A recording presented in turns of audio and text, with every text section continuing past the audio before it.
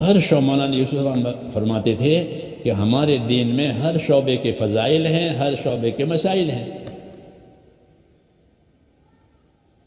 ہر شعبے کے، تجارت کے فضائل، تجارت کے مسائل، عبادت کے فضائل، عبادت کے مسائل، زراعت کے فضائل، زراعت کے مسائل، نکاح کے فضائل، نکاح کے مسائل۔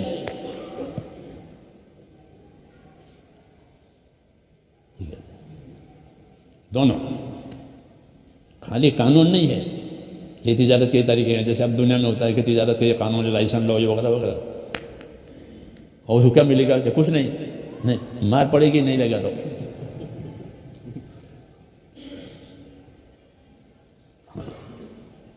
جی ہاں، ایسا نہیں ہے کہ تاجر تجارت کرے رسول صلی اللہ علیہ وسلم کے طریقے پر، تو اسے کیا ملے گا؟ کیونکہ تجارت کے طریقے بھی بتانے ہیں کہ تجارت اس طرح کرو۔ جاہلیت کی تجارت میں، اور جاہلیت کی بویوات اپنی کتابوں میں پڑھے ہوں گے، جاہلیت کی تو تجارتیں ہوتی تھی، وہ آپ نے بند کرائی۔ کیوں کہ جاہلیت کی جو بویوات اور تجارت ہوتی تھی، اس میں یا تو سود ہوتا تھا یا جوا ہوتا تھا، یہ دو ہی چیزیں ہوتی تھی، نام تجارت کا اور اندر جوا۔ جیسے آپ نے کہا آج بھی ہے، وہ جو اب پتہ نہیں، اب ٹرینوں میں آتے تھے اور بھائی ہاں بولو بولو، یہ گھڑی کی اب لوگوں کو اسی قیمت بتا، پھر وہ دیتا نہیں تھا، وہ جب تک اس کو نفع نہ ملے لوگوں سے بولی لگواتا تھا وہ، پتہ نہیں اب ہے نہیں ہے، پہلے ہوتا تھا۔ کوئی چڑھ گیا اور دیکھو یہ گھڑی ہے ٹائم پیس، بولو اس کی کیا قیمت دو گے؟ انہوں نے کہا 5 روپے، انہوں نے کہا 10 روپے، انہوں نے کہا 12 روپے، وہ چھوڑے۔ اگر اس کو نفع نظر آتا ہے تو وہ گھڑی نہیں دے گا، وہ نفع نہیں نظر آتا تو وہ پہلے سے کہتا تھا دیکھو بھائی میں ہاں اس کو کہا بھائی گھڑی تو میں دوں گا نہیں، لیکن یہ میں آپ کو فلاں چیز دے دیتا ہوں، وہ گھڑی روک لی، حالانکہ گھڑی تو کی وجہ سے اس کا حق ہو گیا تھا۔ یہ جوا ہے۔ تو جاہلیت کے جتنے بویوات ہوتے تھے، یا اس میں سود ہوتا تھا یا اس میں جوا ہوتا تھا، یہ بند کرایا حضور صلی اللہ علیہ وسلم نے، ایسا نہیں ہوگا، اور اس کے مسائل بتائے کہ لین دین کے، اور اس کی فضائل بتائے کہ اس طرح سے بیچنے والا اللہ تعالیٰ اس کو جو ہے نبیوں کے ساتھ، صدیقوں کے ساتھ، شہیدوں کے ساتھ قیامت میں اٹھائیں گے، عرش کا سایہ دیں گے، وغیرہ وغیرہ تاجر کو۔ اور اگر ایسا نہیں کیا ہے تو کہا ایسا تاجر ایسا نہیں ہے تو التجار ینادون یوم القیامت الفجار، کہ قیامت میں جن کی تجارتیں صحیح نہیں ہیں ان کو پکارا جائے گا، کس نام سے؟ بدکار۔ فاجر کہتے ہیں بدکار کو، ہے بدکارو چلو آؤ۔ تو مولانا یوسف جیسے بدکار عورت بازاری ہوتی ہے، اس کو لوگ بدکار کہتے ہیں، یہ اسی لائن میں ہے،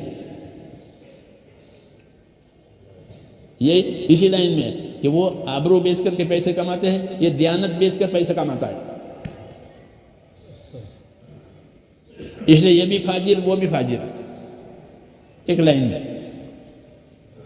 یہ فضائل مسائل کی مثال ہے، یہ تجارت کے فضائل بھی ہے، تجارت کے وعدے وعیدے بھی ہیں، جیسے نماز کے وعدے وعیدے بھی ہیں کہ نماز بگاڑی ہے تو یہ سزا ہے، نماز پڑھی ہے تو یہ سزا ہے، تجارت بگاڑی ہے تو یہ سزا ہے، ہاں ایسے زراعت ایسے کھیتی سب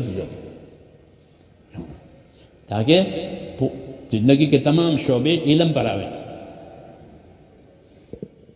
اس لیے اس کی فضائل بتائے، پھر اس کے مسائل بتائے کہ تمہاری تجارت اگر مسائل کے ساتھ، یعنی طریقے، مسائل سے مراد طریقے ہیں، کہ تمہاری تجارتیں، تمہاری چیزیں اگر طریقے کے مطابق ہے تو اس کی یہ فضیلت ہے، اور طریقے کے مطابق نہیں ہے تو اس کی یہ سزا ہے۔ نماز کی بھی یہ بات ہے، نماز صحیح طریقے پر ہے کہ وہ نماز نور بنے گی، اور یہ ہوگا وہ ہوگا وہ ہوگا، اور نہیں تو اس کے منہ پر ماری جائے گی وغیرہ وغیرہ۔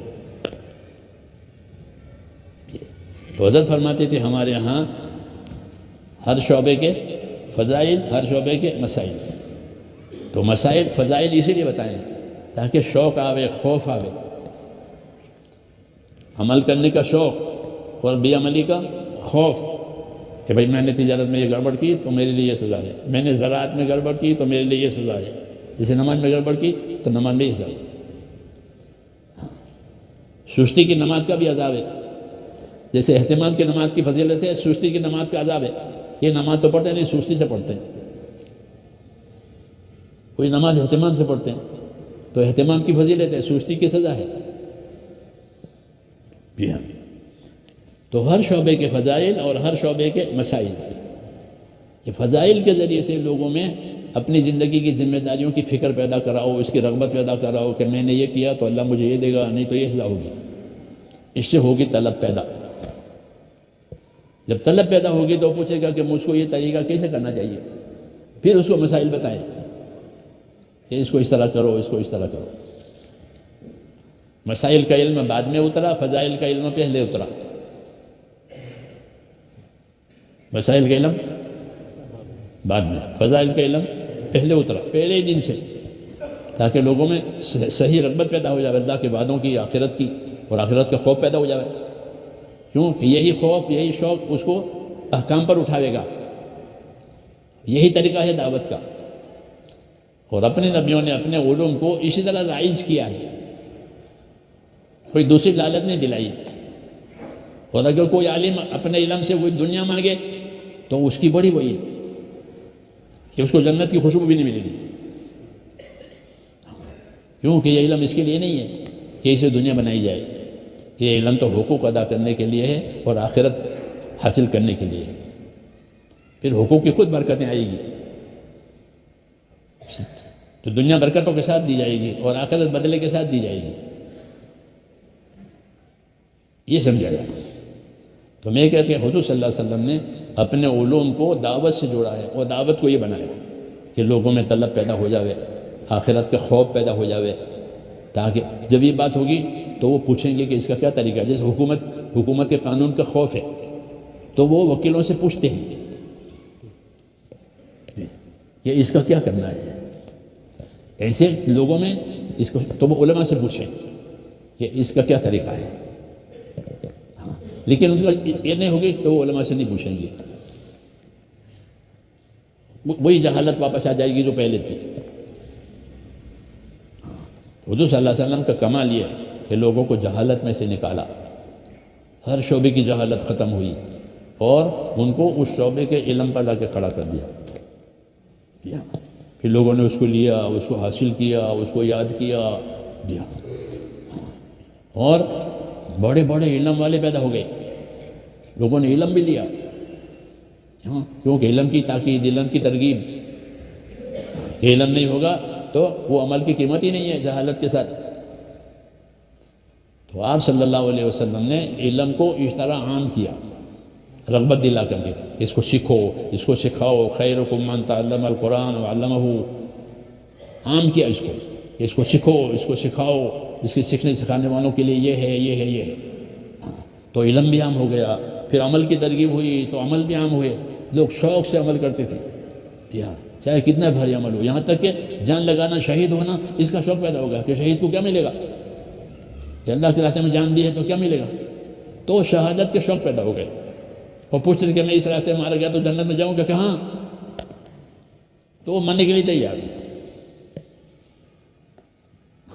وہ اسی وجہ سے یہ اسلوب اختیار کیا گیا کہ ان میں اپنے عمل کی کیا قیمت ہے، انہیں کیا ملے گا، اس کی طلب پیدا کرا دی، اور عمل نہیں ہوا تو کتنی سزا ہے اس کا خوف پیدا کرایا۔ تو گناہ بھی ہو جاتا تھا تو وہ اپنا گناہ لے کر حضور کے پاس آتا تھا کہ میں نے یہ کیا ہے، اس کی جو سزا ہو میں اس کے لیے تیار ہوں۔ کیوں کہ وہ دیکھتا کہ دنیا کی سزا آسان ہے آخرت کی سزا سے۔ تو آپ نے اپنے علم کے ساتھ یہ محنت چلائی، اس لیے لوگوں میں اس کا شوق پیدا ہوا، خوف پیدا ہوا۔ تو اگر گناہ ہو گیا ہے تو گناہ کے تقاضا توبہ ہوتا ہے، تو توبہ کے لیے آ جاتے تھے، ہاں کہ میں نے یہ کیا ہے، میرے لیے کیا سزا ہے۔ اور یہی اصل بات ہے کہ جو چیز لوگوں میں پیدا کرانی ہو اس کی طلب پیدا کر